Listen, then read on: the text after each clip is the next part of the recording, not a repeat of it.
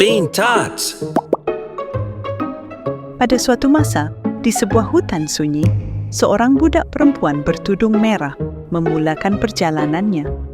Bukan sekadar menziarah neneknya, tetapi untuk menjelajah, bertanya dan belajar. Perjalanannya bukan lurus.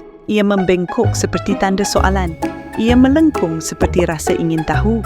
Semasa perjalanannya, dia bermain, bertanya-tanya dan memperhatikan benda kecil yang orang lain tidak perasan. Dalam hutan, tiada meja atau papan hitam, tetapi si tudung merah sentiasa belajar. Melalui pergerakan, sentuhan dan bermain, dia berhenti untuk rehat dan menyusun batu licin dalam keseimbangan, meniru ketinggian pokok di sekelilingnya. Kejauhan, kelihatan mata bercahaya sang serigala. Tetapi si tudung merah tidak panik. Dia telah belajar memerhati, berfikir dan mempercayai dirinya untuk bertindak dengan hati-hati.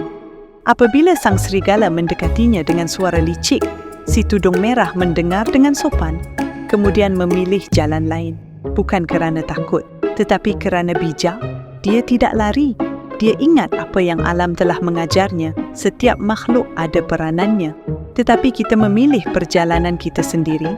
Dan begitulah, si tudung merah kembali. Bukan sahaja selamat, tetapi lebih bijak.